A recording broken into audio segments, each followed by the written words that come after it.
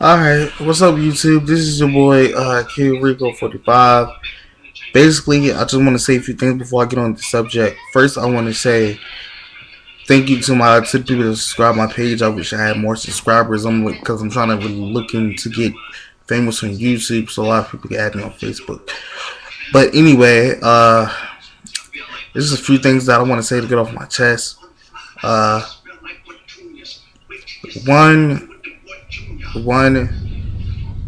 Everything I'm about to say before I'm about to talk about this is one actual subject. Is all about the WWE. One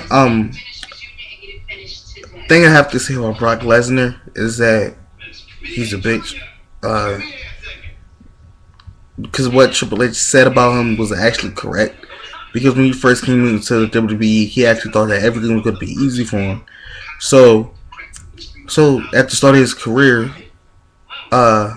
everything pretty much was easy. He was dominating opponents left and right. He was winning championships. He was doing everything a dominant wrestler is supposed to do.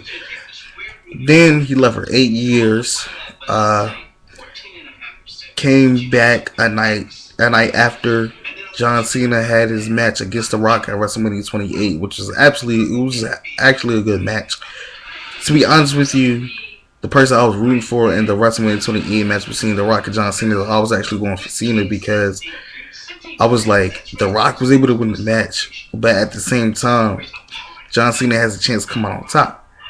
So the match actually went on for like a real good minute. John Cena was gonna pick up. He was about to pick up the win because he was actually going for the people's elbow on The Rock, and then The Rock hopped up, hit a rock bottom on him. It was a 1-2-3. You know what I'm saying? The crowd was going crazy in his hometown of Miami, Florida. Yeah, back to Brock Lesnar's return. His return after WrestleMania, he had came out pretending to shake John Cena's hand. Then he actually FU'd him, F5'd him. And then that was about the end of the show. Next week after that, Brock Lesnar, after John Cena's match, the week after, Brock Lesnar gave him a low blow, and then he F5'd him again for the second straight week. Third week, John Cena wasn't there. John Laurinaitis had a contract signing set up between Lesnar and Cena. Cena did show up for the contract back at the last minute. Brock Lesnar had really did the contract, and he was going over some of the other stuff. Like he was talking about the stuff that he wanted.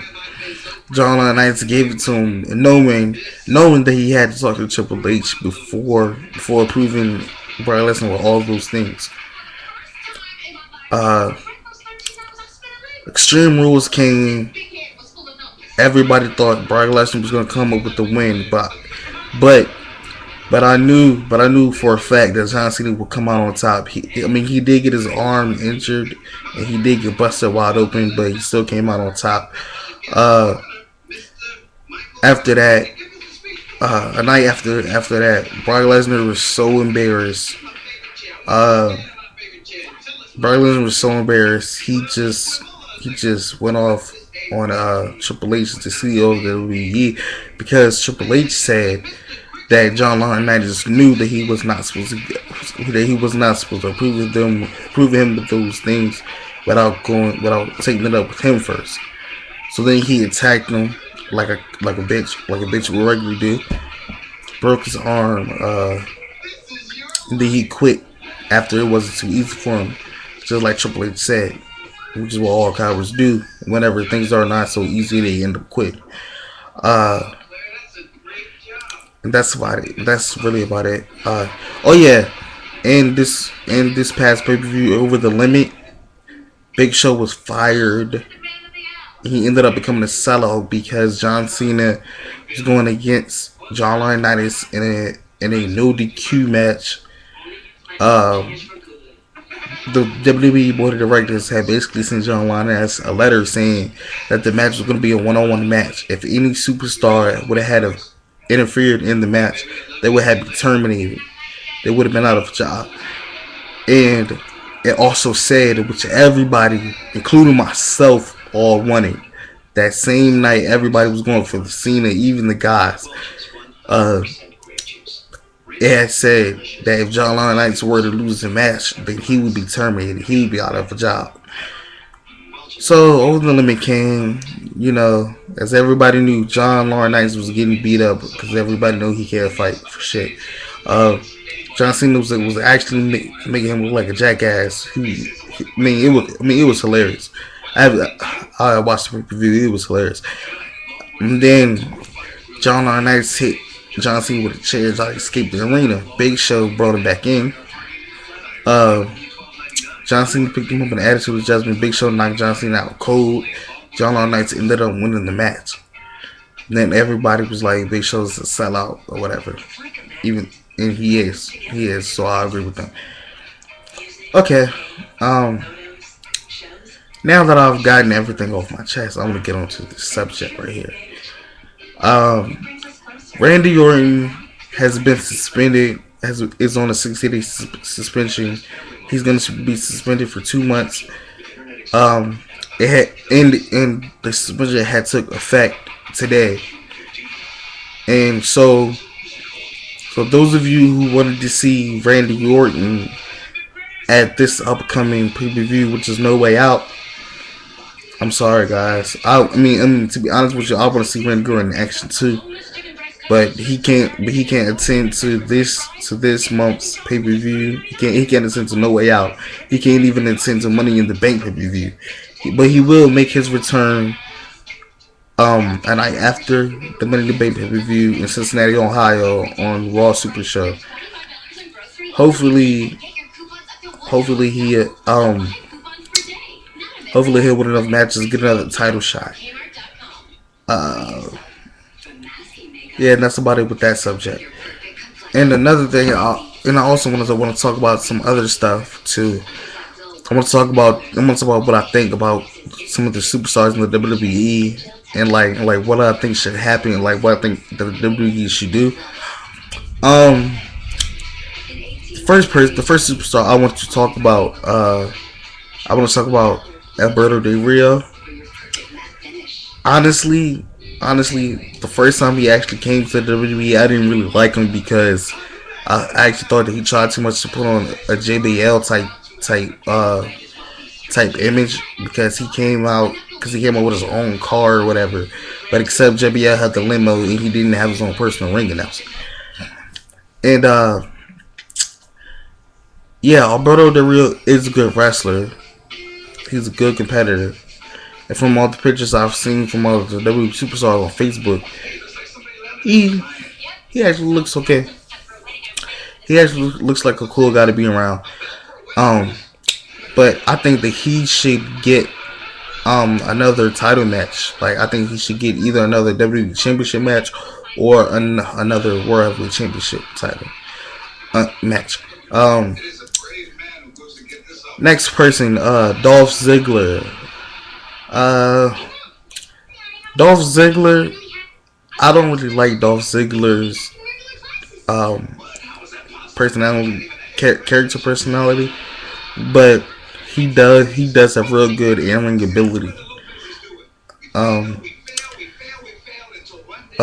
the titles that he's basically won in his career, he has won the Intercontinental Championship, the United States Championship, and the World Heavyweight Championship. So I think that he's another superstar that should get another title match. That should get a title match for the WWE Championship this time, but not for the World, though, because he's already had a championship match for the World Heavyweight Championship. He should now get one for the WWE Championship. Now I want to talk about superstars who has been on the road recently. The person who's been on the road recently is Santino Marella. Ever since he's won that United States Championship, he has been winning a lot of matches. The dude is pretty impressive. Another superstar that's actually doing good is, everybody know him. He's one of the two faces on SmackDown, besides Randy Orton. The World Heavyweight Champion, the Celtic Warrior, the Great White Sheamus. He has been on a roll. Okay, people may not like him, but he's a very good wrestler. He's a beast wrestler. He's a dominant wrestler, either as a face wrestler or as a heel. He is a dominant wrestler. As a heel, I didn't really like his personality. In fact, to be honest with you, I don't really like any of the decisions that the heels in WWE actually make. But to be honest with you, I actually, when Sheamus was a heel, I actually agreed to some of the stuff that he had did. Like, I was like, even though I didn't really like the tactic, but I was like, well, I don't really like it, but that's what you got to do to make a statement in the WWE. Because when he came to the WWE, in less than 3 months, he had won the WWE Championship from John Cena, which was crazy. Because nobody actually thought that he would actually be able to do it, but turns out he did. Another superstar who's been on a roll. He is the face of Monday Night Raw. Everybody knows him. The straight edge superstar, the WWE champion, CM Punk. He's been on a roll recently. Because CM Punk has held the WWE Championship for a consecutive amount of months. As a matter of fact, he has held the championship for a year now. He first won the championship at last year's Money in the Bank pay-per-view when him and John Cena were going one-on-one. CM Punk wasn't really going to leave the WWE. The whole situation was actually that his contract was expiring. He's held the title since last year's Money in the Bank pay-per-view, and he's still holding on to it. My thoughts on the match between him and Chris Jericho. For them to battle out to see who really was the best in the world. It's pretty obvious CM Punk has proven that twice. Because not only has CM Punk beaten Chris Jericho at WrestleMania 28 pay-per-view, but he's also beaten him at the Extreme Rules pay-per-view in Chicago, in a Chicago street fight.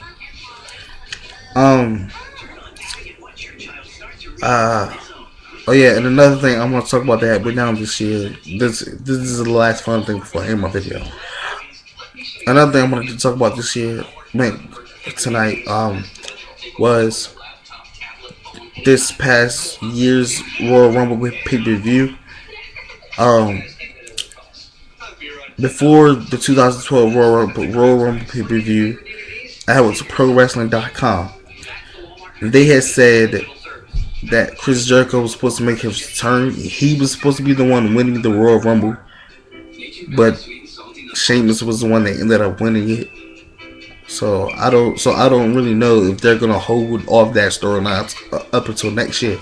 I don't know if they're gonna have Chris Jericho leave the WWE, then have him come back sometime next year around the Royal Rumble pay-per-view. Have him come back sometime around that year.